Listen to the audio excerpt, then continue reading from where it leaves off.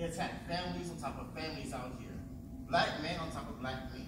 Till you can't even breathe. Till there is no room. And when you can't breathe, you either die or you strike out when someone else dies. And then the women. It can be hard out here in these streets for women to be young and attractive. And then there's the drugs. You put enough drugs out there, well, they'll drink anything. Well, they might even no drink, doctor. I can't change, bro. I think you know. Everyone can change. That little girl changed out there in those streets. I can't change, Malcolm. She was 14. I cannot change. Either you get angry. If you can't change, at least can you get angry?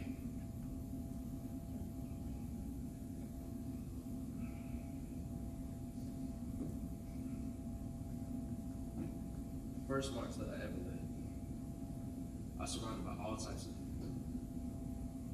Older women that found it hard to walk for miles. Somehow found the strength to walk. Young men and young women sharing the children. Older children holding the hands of their younger siblings. But all of a sudden, I thought it was hit. It was strong. It hit the whole left side of this girl's face. Blood was everywhere. We rushed to console her, to protect her. We didn't have time to be angry then. But we still marched on. Then a few minutes later, a big white man, must have been bigger than the truck that he was driving, had the audacity to yell at a young boy, "Go home, little nigga," is what he said. I saw the boy's face. He was scared, frightened. Must have been thinking, what has he done to deserve all this hate that was being directed to him? So yes, now, I can get angry.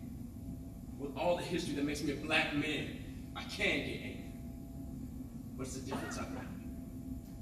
It's the anger that drives me to keep on loving, to keep on believing. It's the anger that drives me to keep proving hate wrong. I just want to prove hate less powerful. We both deal with power now. We just use it differently. Yes. You see the children bleeding and in tears, and you seek to comfort them. I see the man out there that has a rock in his hand, and I seek to stop him. And if I can't stop him before he throws that rock, I'll see that he never throws another. But what would that do? There will always be another one now. Violence on top of violence. When the Russians brought their missiles into Cuba, Kennedy didn't ask us to turn the other cheek and pray. He didn't ask us to fight with love. No, he got bigger missiles and told them to pack up and get out. He was expected to use force, and we expected him to use force to protect this country. And you know what? They respected him for that. And that's why they left. That's why they left. But missiles are still being built. They're all around us now. Are we really and truly safe?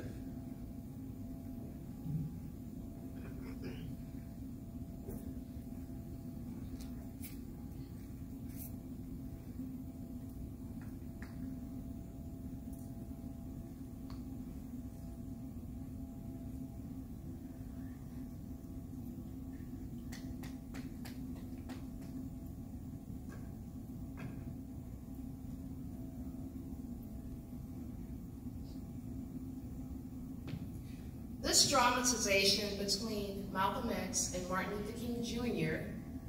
are being played by a son and father duo, Elder Derek Fickling and Javon Fickling.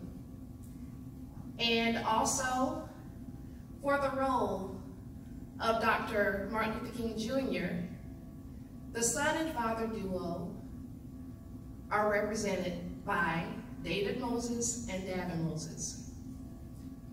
So what you just saw was scene 1, the sons. Now we will move to scene 2, the fathers.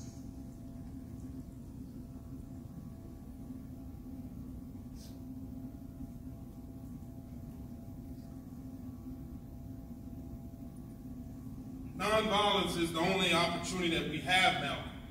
By appealing to the conscience of this country. Conscience of this country? This country has no conscience. No sense of morality, no sense of honor. Hey, boy, it doesn't even have a memory. It forgets what it doesn't want to remember, and what you won't let it forget, it lies about it. This country only has a conscience if you agree with it. It doesn't care about right or wrong. If you agree with it, then it agrees with you. It will call you a hero if you tell black people to be nonviolent here, but will call you a liar, a coward, and a traitor if you tell those same black people to stop dropping napalms on brown-skinned babies in Vietnam. Do you think you can appeal to a country with a conscience like that? The Jews were nonviolent, Martin. They were nonviolent all the way to the gas ovens. Go ask the survivors of the concentration camps if nonviolence got them their freedom.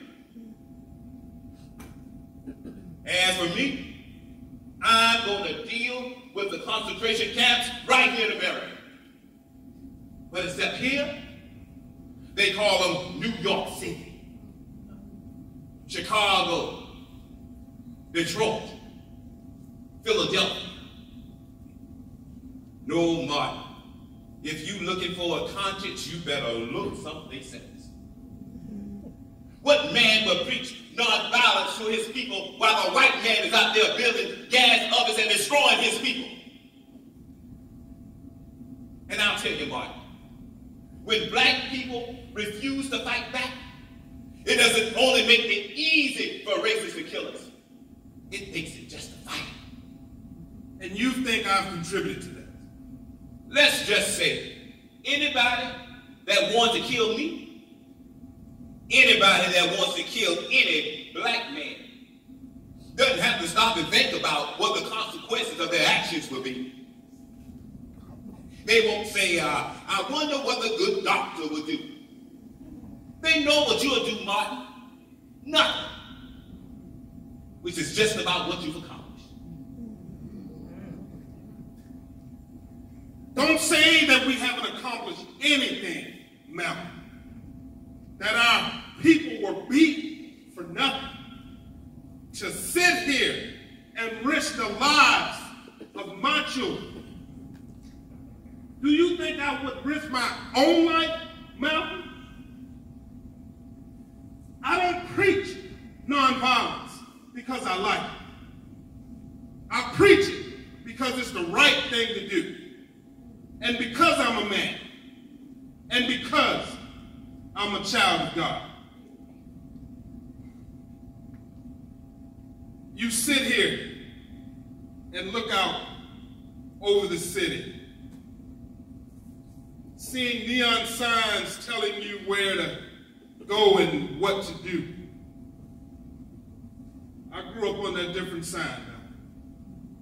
It wasn't neon signs, but if you were a black man, you had no problem seeing it. It was the signs of separation, signs that read for coloreds only in the psyche of Negro children, signs that humiliated and degraded those children's parents on a daily and consistent basis. When those signs came down, the spirit of the black people went up. Now, don't say that we haven't accomplished anything. I remember I was in a church in Montgomery when the announcements were made that the buses in Alabama would no longer be segregated. What was accomplished was written on the faces of those for so long realized that they could take a stand by sitting down.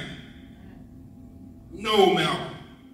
The only people who say we didn't accomplish anything did not have to give up their seats to a white person, or move to the back of the bus, or watch white patrons in a public restaurant eat while you were forced to take your food out in the rain and cold. Don't diminish what has been accomplished, Malcolm. And don't misunderstand what will be accomplished. You have to ride the bus before you can drive it, Malcolm. And don't misunderstand, don't think that we're not one day trying to own the whole bus line. And Malcolm, don't mistake nonviolence for non-action. You do yourself a disservice to those who have been beaten so that you can have the freedom to question their courage. I never questioned their courage, just their judgment.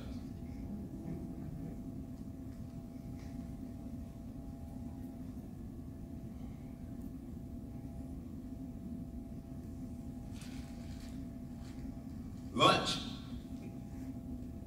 It's not mine. It's a gift.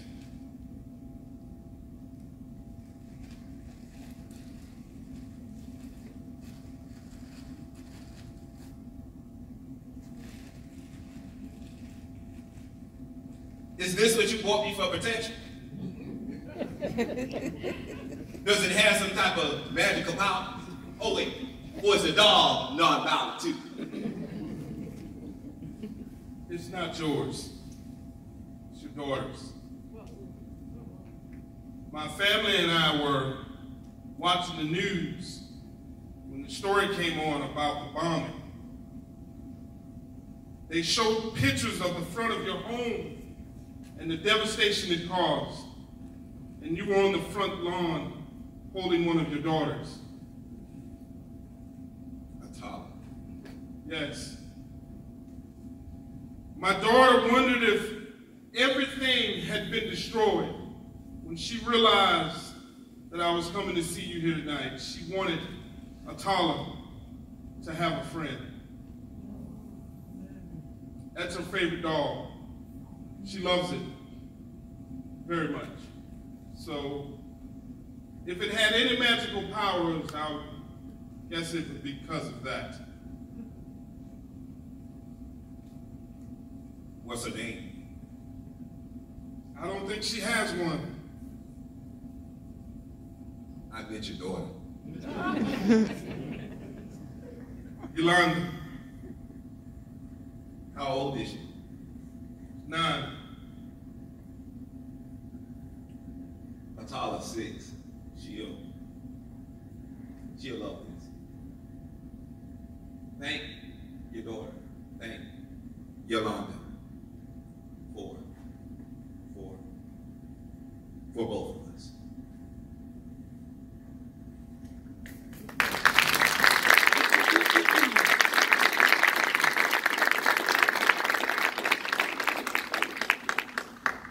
The final scene, the sons. I suppose I should be letting you go now. Let's get rather late. Yes. Yes, it is.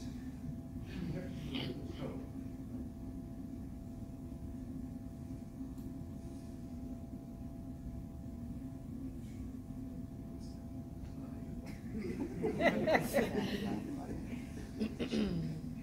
got a driver downstairs that will take you wherever you want to go.